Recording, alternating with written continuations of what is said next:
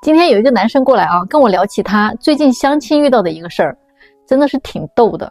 前2天呢，他跟一个女孩相亲，他刚把自己的情况跟女生一说啊，这女孩就巴拉巴拉就开始说开了。哎呀，我看你条件是不错的啊，我呢就几个要求。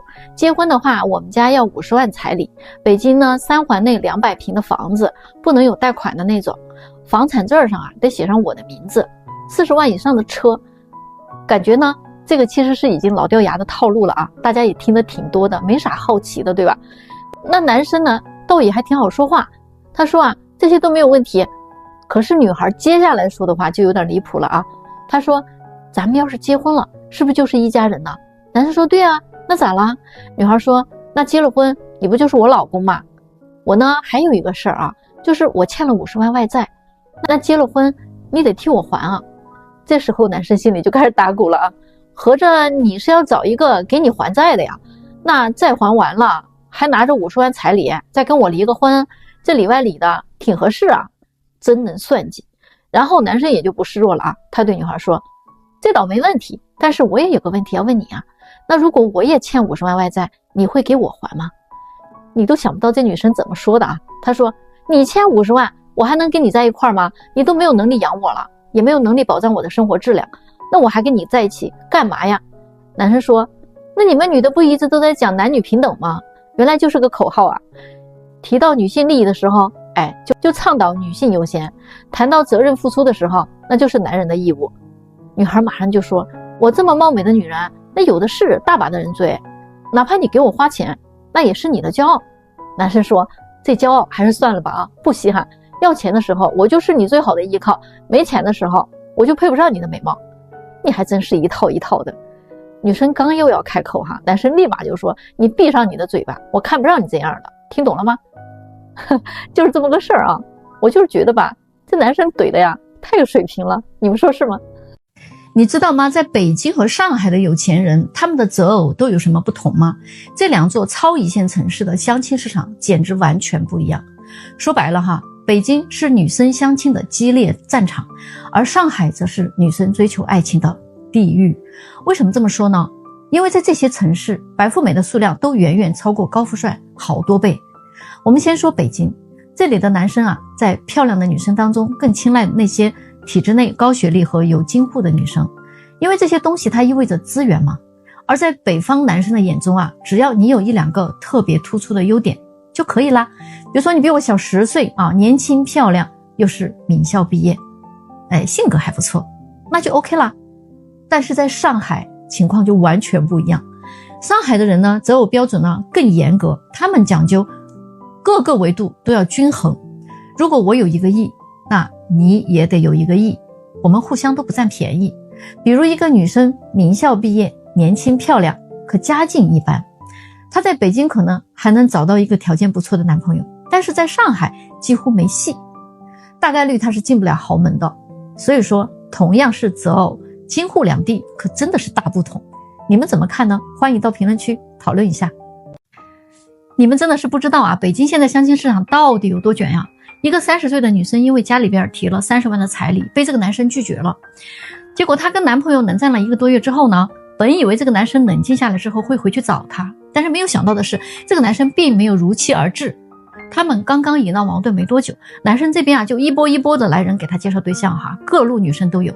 结果呢，被一个00后的女生给捷足先登了。关键的是，这个00后女生人家真的不乱花这个男孩的钱，还挺懂事儿，会规划财务啊，还会做家务。她觉得大家都是普通家的孩子，就平等对待好了。男生呢可以不出彩礼，自己呢也可以不出嫁妆，家里有现成的房子可以结婚，先住着就行了呗。以后要是一起挣钱，能买个新的也行。这姑娘实在是深得人心啊。本来呢这个男生还有些忘不了前女友，可是这回好了啊，长江后浪推前浪，直接被00后给比下去了。结果半年以后啊，这个前女友啊真的后悔了，就回来找这个男生啊讨个说法。他说现在自己想通了，不要彩礼也可以，只要他回心转意啊就可以。可是这位男孩啊死活就回不去了嘛，就对他说啊，你知道吗，他跟我在一起啊，人家是想过日子，你跟我在一起啊完全在谈交易。抱歉了，我这回是真的不会再选择你的。大家觉得这个男生做的对不对呢？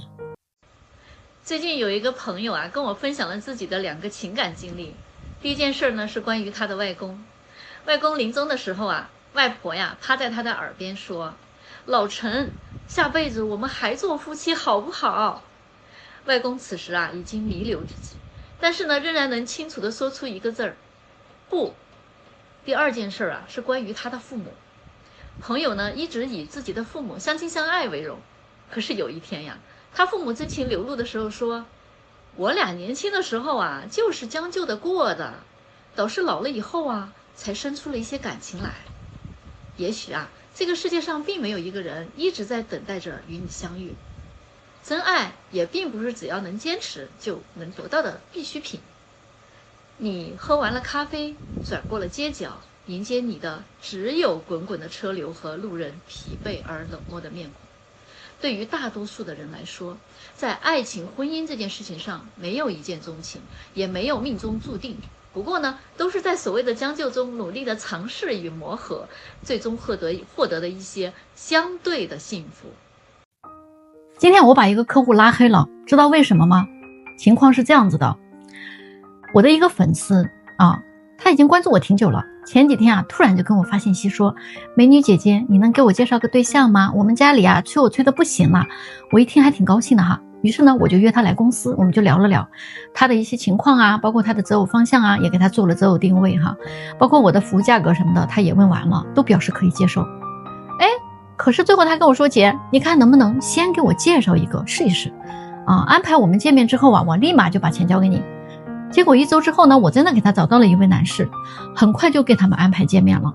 没有想到哈，见面之后他们两个都觉得挺满意的，男士这边觉得他不错。结果啊，他见完这个男士之后呢，就并没有要给我交钱的意思了，就白不提黑不提了，而是跟我说：“姐，你看咱俩都认识这么久了，我也特别欣赏您的能力，你的视频我每一个都看，每一个我都点赞。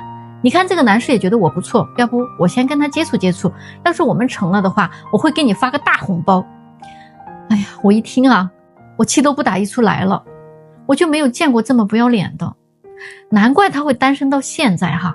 我真的啥都不想说了，我当场就把他拉黑了。大家觉得我做的对不对呢？现在啊，被毒鸡汤毒傻的女人和那些三观很正的女人，她们的区别啊，真的大了去了。被毒鸡汤毒傻的女人，她说啊，你看一个男人爱不爱你，一定要看他给你花多少钱，花的越多，说明他越爱你。不舍得给你花钱又抠门的，那一定是不爱你的人。女人给男人生孩子，那就是对男人最大的奉献，所以他对我们好，那是应该的，他就应该付出代价的，那是他欠我的。要不他自己生一个给我看看。他们还说啊，那些只图感情不图钱的女人呢，真的是这个世界上最傻的女人，最后呢都会输得很惨很惨。倒贴的女人那不用提了，那真的是蠢到家了。一个男人连家都撑不起，那还有什么幸福可言吗？如果我有钱，我又有貌，我还有子宫，为什么我非得结婚？要不我要个男人干嘛？给我添堵是吗？我们再来看一看三观很正的女人，她们怎么说的啊？她们说啊，我又不是什么商品，我的感情不需要用金钱来换取，男人给我花的钱再多，也不一定代表他爱我。真正爱我的男人是会给我一个家，用一辈子来守护我的人。我不认为生孩子就是给男人做出了多大的贡献，孩子那是我们两个人共同的，我们都很爱他，是我们共同生命的延续，也是我们爱的见证。他们也不会认为那种图钱的女生是傻瓜，反而这些女人才是聪明的，因为婚姻它一定建立在情感基础之上，财富是可以两个人一起奋斗努力的，这样的婚姻才会稳固，才会幸福。在婚姻关系当中啊，一个女人要是没有钱，大部分的男人啊都愿意养她，而一个男人如果没有钱了，那些物质女啊就马上想远离他了。而一个真正的伴侣，一个妻子却会不离不弃，她会说没事老公，我养你。当男人东山再起的时候，有很多傻女人又会回来找男人，还能要他吗？傻女人呐，天天都在喷男人啊，男性欠我们整个世界啊，一边呢又要公平，一边又要求别人要付出更大的代价。而真正聪明独立的女性啊，她们是把男人当朋友的，当人生的伴侣的，当一生的盟友的，是共同进步的良师益友。你们觉得到底哪种女生更值得被爱，更值得被选择呢？她们到底谁傻，谁更聪明呢？评论区咱们聊一聊好吗？别再问我离婚了好不好找啊，二婚的人啊，不论男女，想再找个对象真的是太难了。女的吧，总想再找个男人去依靠，但是男人找她吧，大多数就是想睡睡觉。二婚的女人心气儿往往还挺高的，没钱的她不要，有钱的她又够不着。好不容易遇到个知冷知热能舍得给她花点钱的男人吧，可能人家又是个有家室的。女人还是不甘心，越嫁越差，那眼光呢总是往高处看的，带个孩子呀还做着霸道总裁爱上我的美梦。所以二婚的现状是这样的，男的没钱，女的不想要；女的年龄大了，男的不要；男的有钱呢，女的又够不着；女的有钱吧，心气儿还挺高；女的长得不好看，男人不会要；男的没啥大本事，女的不想要。离了婚没有孩子的不好找，离了婚带着孩子的呀都没有人要。条件好的不考虑他，条件差的一听有孩就放弃掉。女的想的是，你要是肯给我花钱，还对我挺好，那我可以考虑考虑。男的想的是那我要是给你花了钱，你又反悔了，我哭都没地儿去。男女双方都是走过弯路的人，都吃过一些大亏大家呢都长了360个心眼，各想各的利益各算各的账，真的是太难了。如果你也是个离婚的你还打算找还是不找如果有一天你不得不面临要选择一个大龄剩女的时候，你怎么判断她是不是可以娶回家的呢？我们常常说大龄剩女性格有问题，认知也有一些问题，拜金、刁钻、古怪。但是呢，话又说回来咱也不能以偏概全，一棒子全部打死掉。其实有一部分大龄剩女她是可以娶的，基本上不会有大问题。但是你一定要观察以下几个方面进行判断才行。首先，你们出去约会的时候，他会比较懂分寸，会在花费上愿意跟你一起分担，不会对你的买单行为表示理所当然，并且他也不会介意约会场所的档次高与低，不会太虚荣，也不会因为你哪个细节做得不到位就给你摆脸色，让气氛变得尴尬。另外呢，要观察他的消费观。如果他一个月就挣8000，恨不得他要买套衣服，半个月的工资就没了，这样的肯定不行，基本上就是个月光族，根本不会管理财务。一个大龄剩女如果这样超前消费，估计她也不会有什么存款的。这种女人娶回了家呀，那肯定就是一个败家娘们了。你有一座金山也不够她挥霍的，这种人就是拜金女，绝对不能娶。第三呢，你看他在各种生活细节上是不是挺能照顾别人的感受如果他只考虑他自己舒不舒服，不管别人乐不乐意，那他一定是个很自私的人。这种人是没法在一起生活的，你们就算在一起，你也很难融入他的世界。他读惯了，他不会照顾别人的。往往这种人情商还很低的，他说话会很直，容易伤人，甚至很情绪化。这一类就是属于性格古怪的，你敢娶吗？你娶了他，那你今后人生中的风雨可能都是他带来的。最后呢，就是交往中他会比较积极主动，回复信息也会很快，偶尔也会主动的约你，不会总是说自己很慢热，也不会让你追得很累。你给他送个礼物，他一定会回馈你一个惊喜，并没有占你便宜的心理，并且对于婚姻他也有理性的认知，能够接受生活的平淡和爱人的平庸，不会拿你和别的男人去做比较，不会抱怨你挣钱太少，他也不会天天的天马行空幻想和怀抱一些不切实际的期待。反之，那是不能娶的，否则时间长了谁都受不了的，活脱脱的精神病。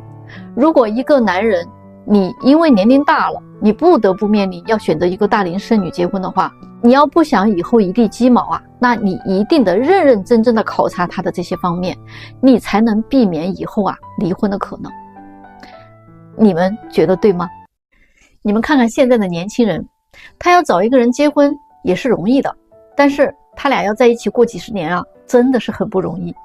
为什么呢？你们知道北上广现在离婚率有多高吗？90后都已经达到了50%几了，这么高，真的呀。但是这个事儿吧，还真不怪这些孩子们。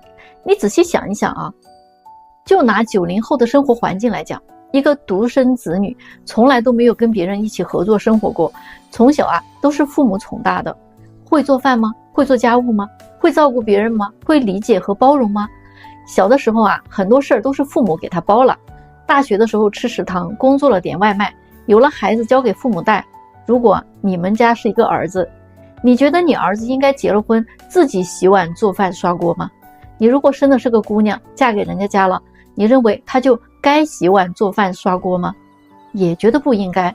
咱家那都是宝贝，是小公主，干嘛嫁到你家里就得给你刷锅洗碗做饭呢？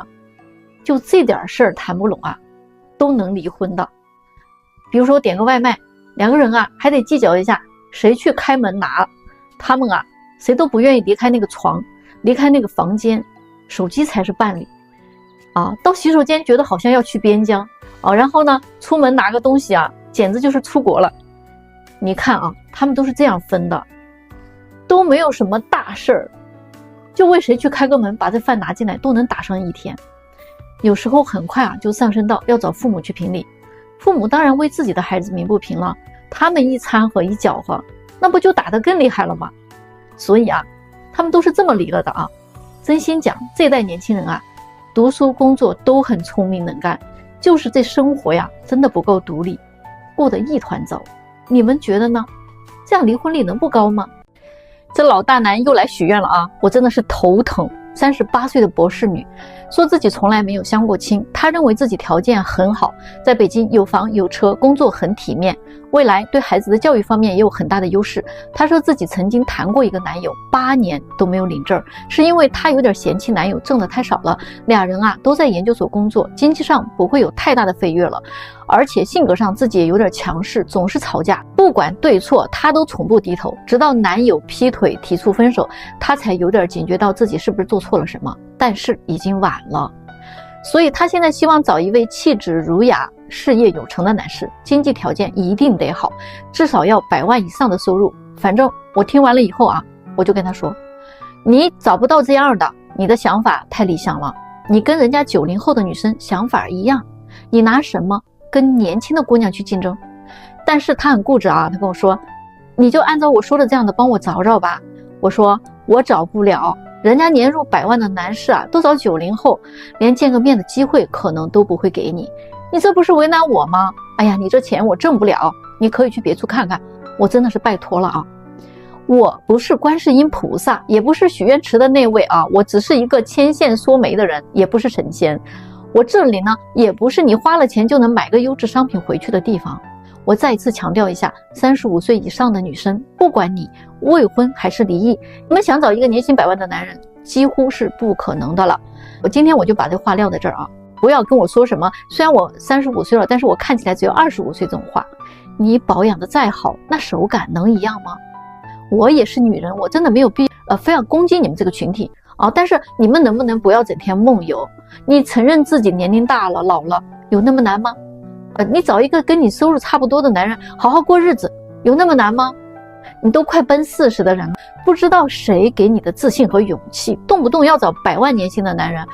我可以很负责任的告诉你啊，年薪100万的男人，不管他30岁、40岁还是快50岁，他们啊大概率都只考虑30岁以下的女生，他们只是有钱，人家不是有病啊，你明不明白？能不能清醒点？最近有个事啊，我跟大家念叨念叨，在相亲的时候啊，主动的女生到底有多吃香？一说这句话，可能又有女生想骂我啊，你就先别喷了啊，听我说完。这样的事情我真的见了太多了。这不啊，前几天刚领证领完的一对啊，给我来报喜，我就知道这个女孩能嫁得很快，也嫁得很好。就半年前啊，我安排他俩见面的时候啊，大家都知道嘛，现在是僧多肉少，优秀的男生少啊，所以那天我就安排了另外一个女生呢也见这个男生。